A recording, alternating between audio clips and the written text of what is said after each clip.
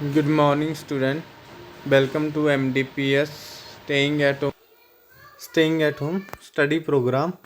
Hi, this is Pravinder Puri. This lecture is for class 7 subject SST.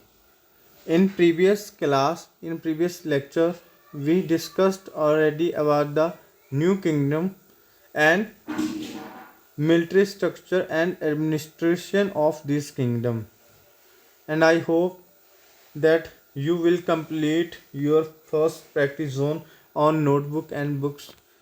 So today we will discuss about the dynasty of the south, like the Chalukya, the Pandyas and the Pallavas, and we will discuss also the Cholas case study and temple architecture and sculpture, the administration of the empire, agriculture and irrigations, and after that we will do our practice on 2.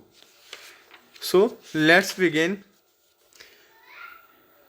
This is your chapter, second chapter, new kingdom and life the people between 750 CE to 1200 CE.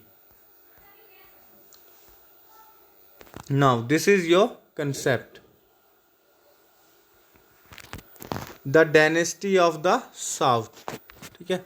Yesterday who were the ruler of the southern India during this period? इस period में जो है, उस time पे जो है south India में कौन रूल कर रहा था, कौन था उस टाइम का ruler?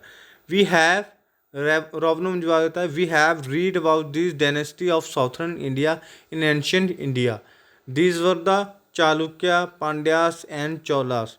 They continued to rule the Rhine during the medieval period as well. Apart from them, other dynasties like the Rashtrakuta and the Pallavas came into prominence during this period. ठीक है. तो इस time period में जो है Chalukya, Pandyas and Cholas ही जो थे, उन्होंने ही आगे अपना राइन ड्यूरिंग जो है कंटिन्यू रखा, रूल जो है कंटिन्यू रखा मिडिवल पीरियड में भी. ठीक है. और अब हम पढ़ेंगे किसके बारे में? चालुक्य के बारे में. The Chalukya dynasty. The Chalukya dynasty came into power around 6th century CE. ठीक है. सो 6th सेंचुरी में जो है चालुक्य डायनेस्टी पावर में आए थे. And there territories include a part of present Maharashtra and Andhra Pradesh. Pulketion first established the Chalukya dynasty in around 543 CE. So Pulakeshin पहला जो था उसने चालुक्य डायनेस्टी को एस्टेब्लिश किया था, बनाया था. कब बनाया था? 543 CE में. ठीक है. और इसका जो टेरिटरी था, ठीक है, इसकी जो सीमा थी वो कौन सी थी? आज का जो महाराष्ट्र है और महाराष्ट्र से आंध्र प्रदेश तक. ठीक है.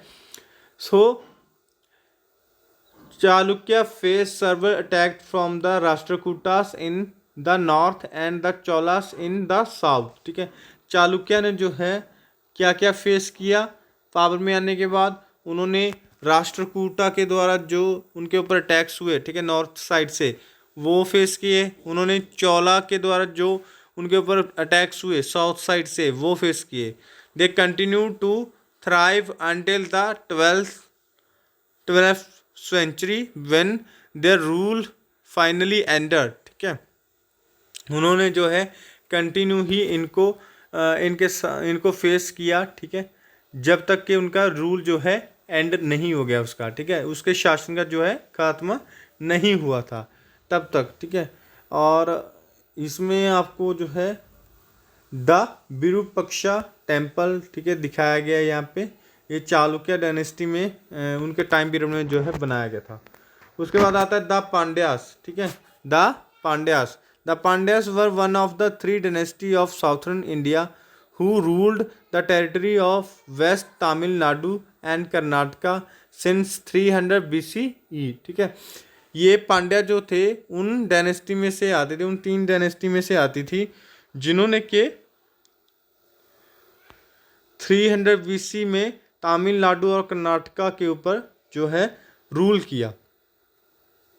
दे were one of 3 Muvendar kings who control the trade routes of southern India. ये उन तीनों में से एक रहे, ठीक है, जिन राजाओं ने साउथ में ट्रेड के जो रूट्स थे उनके ऊपर कंट्रोल किया, ठीक है।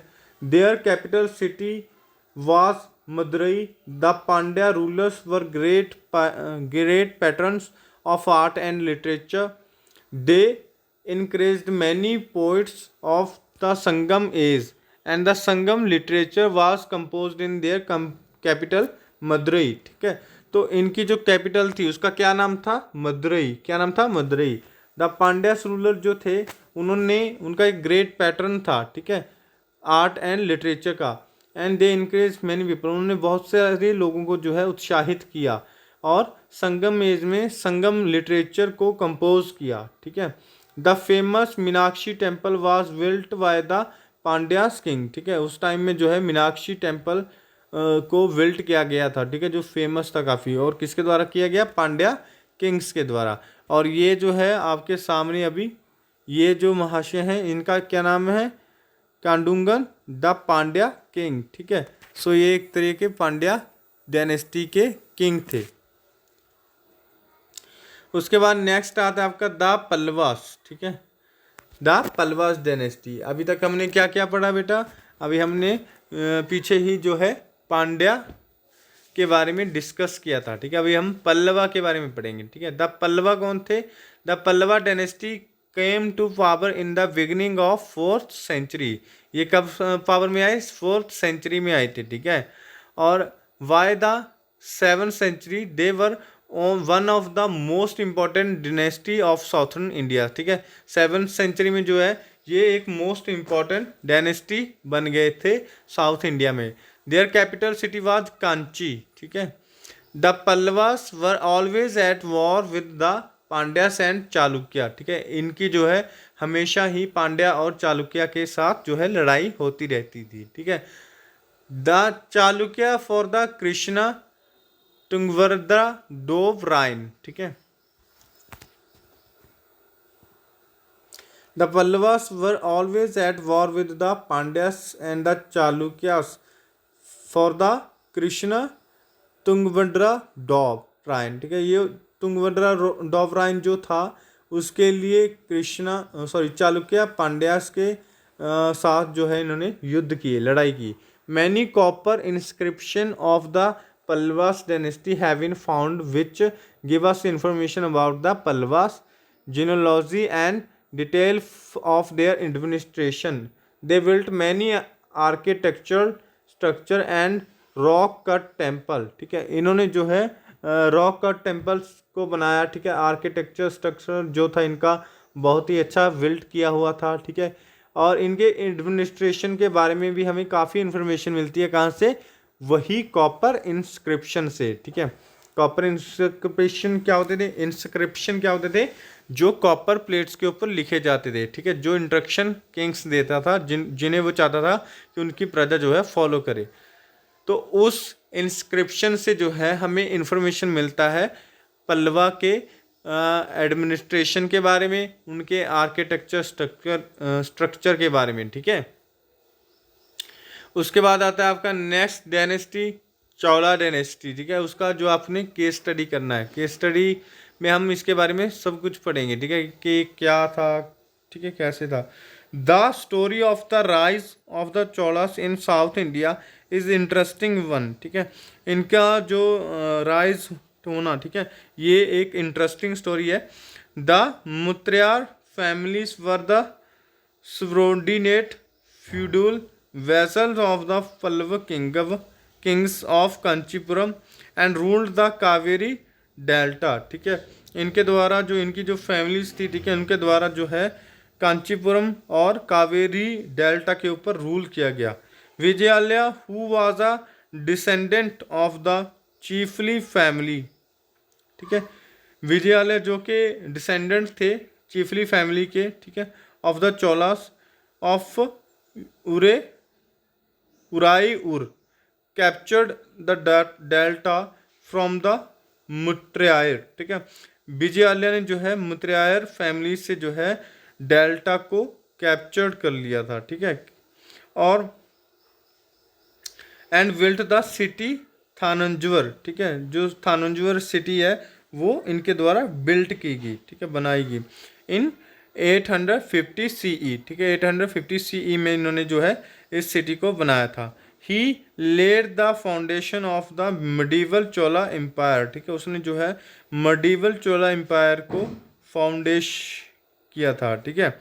And later his successor Aditya Chola I took over the Pallava empire, ठीक है। जो चोला फर्स्ट था, ठीक है, जो आदित्य चोला फर्स्ट था, जो कि उनका सक्सेसर था, और उन्होंने क्या किया, जो चोलास का उत्तराधिकारी था उसने क्या किया, उसने पल्लवा एम्पायर को अपना जो है हथियार लिया, टुक ओवर कर लिया। And Raja Raj Chola first 985 to 1014 CE and Raja Rajendra Chola 1012 to 1044 CE were the most important ruler of the dynasty, ठीक है। सो ये कुछ जो राजा थे चोला डायनेस्टी के, जो काफ़ी फेमस थे, राजा राज चोला फर्स्ट और राजेंद्र चोला फर्स्ट, ठीक है।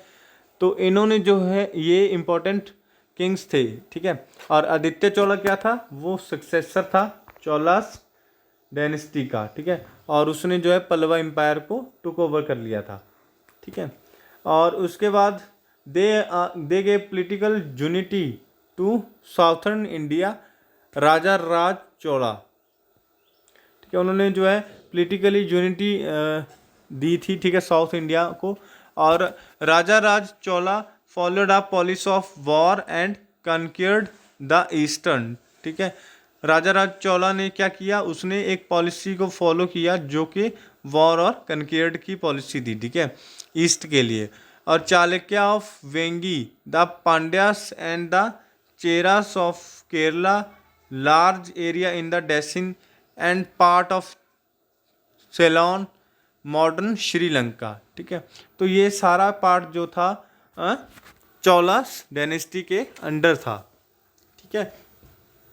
उन्होंने जो है उस पॉलिसी को फॉलो करते हुए वॉर एंड कनक्यूर्ड की, यानी कि लड़ाई और जीत की जो पॉलिसी थी उसको फॉलो करते हुए उन्होंने इस सारे एरिया को अपने अंडर में कर लिया था। चालुक्य का वेंगई, ठीक है, पांड्या का चेरास, ठीक है, चेरास ऑफ केरला, ठीक है, जो केरला का था, and large area in Deccan plateau, ठीक है, एंड पार्ट ऑफ सिलोन, जो कि आज का मॉडर्न श्रीलंका है। तो ये सारा जो है राजा राज ने फॉलो करके, ठीक है, कौन सी पॉलिसी को फॉलो किया, कनक्यूर्ड एंड वॉर की पॉलिसी को फॉलो करते हुए जो है उसने जीत लिया था इसको, ठीक है। उसके बाद his successor Rajendra Chola was the most famous Chola ruler, ठीक है। वो उनका जो उत्तराधिकारी था राजेंद्र चोला, वो काफ़ी फेमस थे। He further strengthened the kingdom by completing the conquest of Sri Lanka, ठीक है। उन्होंने जो है श्रीलंका को पूरा जीतकर इस स्ट्रेंथर्ड को जो है किंगडम को जो है पूरा किया। He defeated the ruler of Bengal and sent his army up to Myanmar, ठीक है। उसने जो है बंगाल को हराया और अपनी आर्मी को म्यांमार में भेजा। By the beginning of the 13th century, ठीक है, 13th सेंचुरी की शुरुआत में ही the Chola power declined as they lost to the Pandyas, ठीक है, decline, okay. So Cholas power जो है डिक्लाइन हो गई थी जब वो लॉस्ट यानी कि पांड्या से जो है हार गए थे। इन्वेशंस bye the Delhi Sultanate ruler and the rise of the Vijayanagar empire in Karnataka ended the supremacy of the Cholas, ठीक है। दिल्ली में जो है सल्तनत रूलर और विजयनगर एम्पायर के राइज के साथ जो है कर्नाटका में इस चोला सुपरमेसी का अंत हुआ, ठीक है, एंड हो गया। सो नेक्स्ट जो आपका वो है टेम्पल आर्किटेक्चर एंड स्कल्पचर, ठीक है। उनका जो आर्किटेक्चर था वो कैसा था इन किंगडम्स का, जो किंगडम साउथ में रहती थी, ठीक है। The most famous temple built by Cholas is the Shiva temple in Thaneshwar. ठीक है, थानेश्वर देखो उन्होंने एक सिटी को जो है बनाया था और उसमें उन्होंने एक शिवा टेम्पल बनाया। ठीक है, known as the Brihadeshwara temple और राजा राज टेम्पल। ठीक है, इसको जो है राजा राज टेम्पल के नाम से भी जाना जाता है। इट वॉज बिल्ट बाय राजा राज। ठीक है, क्योंकि ये राजा राज चौड़ा के द्वारा बनाया गया था। कब बनाया गया था? 1009 में। ठीक है, 1009 में। And it is a structural Marvel. ठीक है, ये जो इसका जो स्ट्रक्चर था वो काफ़ी बेटर था। इट इज़ विमाना और टावर इज 61 m हाई। ठीक है, ये जो है 61 मीटर हाई था। And the dome on the top of the tower weighed 81 ton. ठीक है, उसका जो वेट था वो कितना था? 81 टन था। To raise the top stone to that height a slope was built that started at around 6.5 kilometer from the temple so that the path would not be too steep and the stone could be moved up easily। ठीक है, सो उसको जो है बनाने के लिए 6.5 kilometre का एक जो है तैयार किया गया था, पथ तैयार किया गया था, ताकि जो वो डोम है, ठीक है, जिसका वजन 81 टन्स है, ठीक है, वो जो है इजीली मूव कर सके। ठीक है, उसके लिए उन्होंने क्या किया? 6.5 किलोमीटर का एक पथ तैयार किया था। ठीक है, और उसके बाद आता है another Shiva temple was built by Rajendra Chola. ठीक है, अब देखो राजा राज था पहले, उसने टेम्पल बनाया, अब उसके सक्सेसर ने जो कि राजा राजेंद्र चोला थे, ठीक है, उन्होंने बनवाया। उन्होंने क्या बनवाया? उन्होंने बनवाया गांगी कोंडा चोलापुरम। ठीक है, अराउंड 1025 CE में। ठीक है, तो उन्होंने क्या बनवाया था? गंगई कोंडा चोलापुरम। ठीक है, it is the architecture marvel. It's vimana is 54.86 metre high. ठीक है, इसकी जो हाइट थी वो कितनी थी? 54.86 metre high.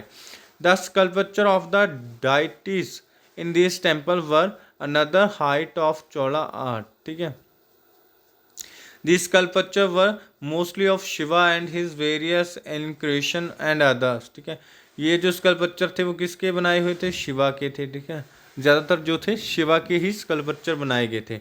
They were usually made of bronze though a few stone sculpture have also been found on the walls of the temple. ठीक है, ये जो ज़्यादातर स्कल्पचर होते थे वो किसके बनाए होते थे? वो ब्रोंजी से बने होते थे। ठीक है, और ज़्यादातर जो होते थे वो टेम्पल के अंदर होते थे, लेकिन कुछ जो होते थे वो टेम्पल्स की वॉल्स के ऊपर भी होते थे। ठीक है, these temple were very rich and grant of lands were given by the Chola Kings. ठीक है, जो टेम्पल जो थे वो काफ़ी रिच थे और उनको जो है राजा के द्वारा लैंड्स, ठीक है, ग्रांट की गई थी और फॉर देयर मेंटेनेंस, उनको मेंटेन रखने के लिए। ठीक है, मेंटेन रखना मतलब उनकी जो भी कोई प्रॉब्लम होती थी, ठीक है, जहाँ कोई भी टूट फूट होती तो उसको रिपेयर करने के लिए, उसको मैनेज करने के लिए जो है उनको लैंड जो है ग्रांट की जाती थी। Many people were attach to the temple including cooks, gardeners, singers, musician, dancer, accountant and watchman and other. ठीक है, इसके साथ जो है काफ़ी सारे लोग जुड़े होते थे। ठीक है, the walls of these temple were adorned with many sculpture. ठीक है, इसकी जो टेम्पल की जो वॉल्स होती थी वो स्कल्पचर के साथ भरी होती थी। ठीक है, उसके बाद आता है आपका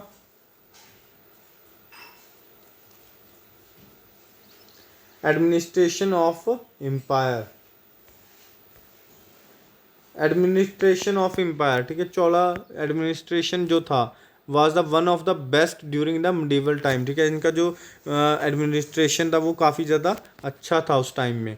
the detail of their administration are found in temple inscription and the copper inscription of that period. ठीक है, इनके एडमिनिस्ट्रेशन के बारे में अगर आपको डिटेल में जानना है तो वो आपको टेम्पल इंस्क्रिप्शन से मिलेगा। ठीक है, उनके ऊपर जो है वहाँ पे फाउंड हुई हैं वो क्या है? टेम्पल इंस्क्रिप्शन और कॉपर इंस्क्रिप्शन भी है। ठीक है, कॉपर इंस्क्रिप्शन भी है, ठीक है, जिनसे हमें जो है उस टाइम के एडमिनिस्ट्रेशन के बारे में पता चलता है।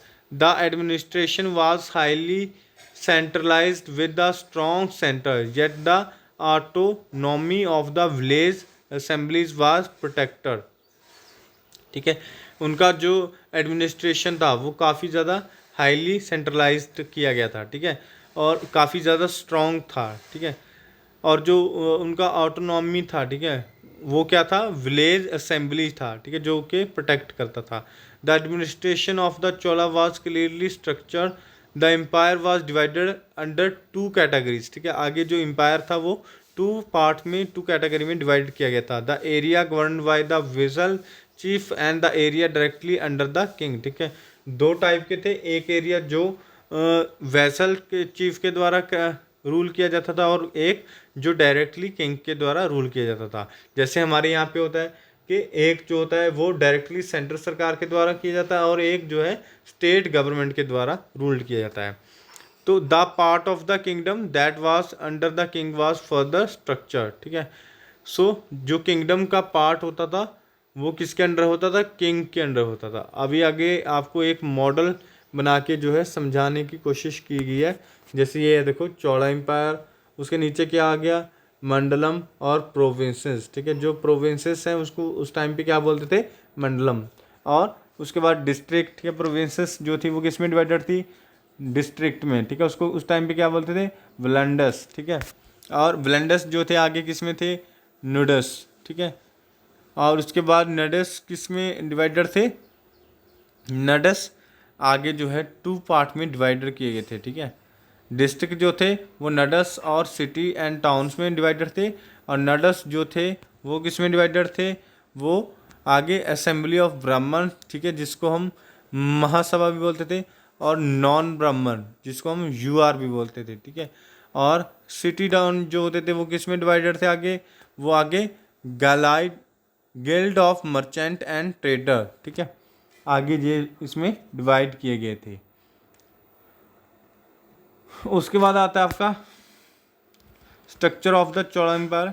ये आपको लाइंस में लिख के बताया गया। ठीक है, द अफेयर ऑफ द नेडू और bless were controlled by the rich pheasant of the वेला कास्ट। ठीक है, वेला कास्ट के जो पेशेंट होते थे उनके द्वारा जो है विलेजर्स यानी कि नेडू को कंट्रोल किया जाता था, हेड थे वो इसके।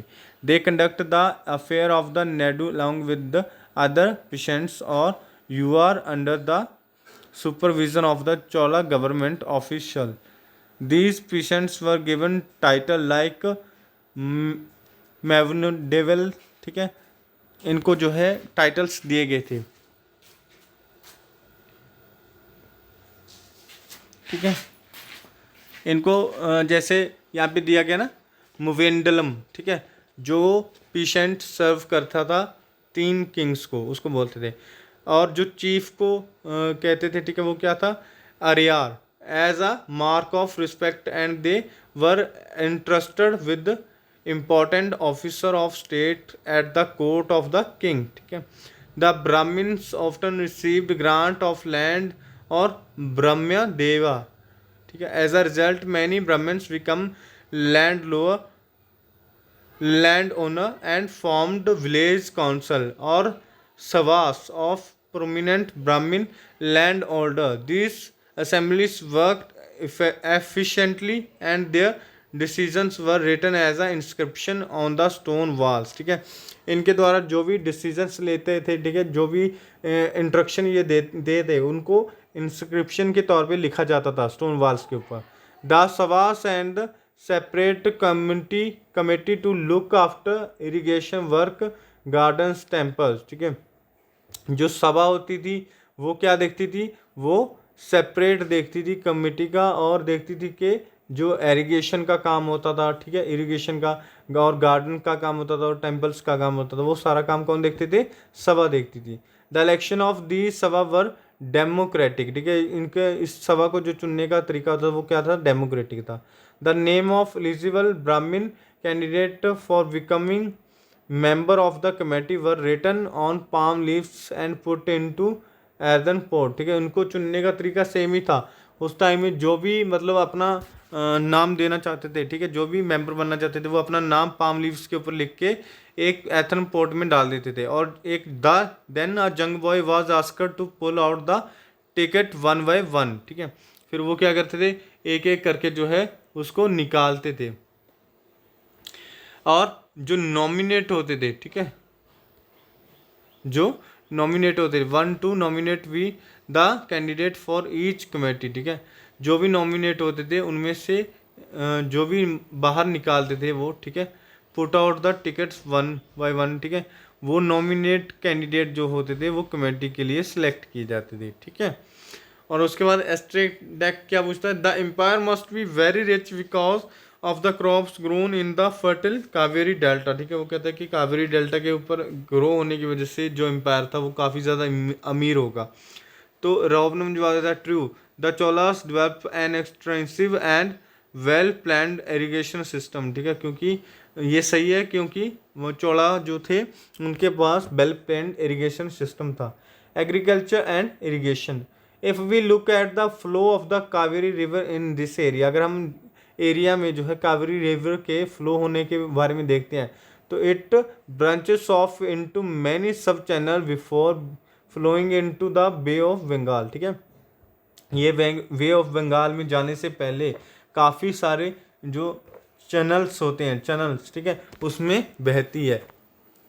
These channels overflow during the monsoon, ठीक है, मानसून के दौरान जो है ये काफ़ी ओवरफ्लो हो जाते हैं।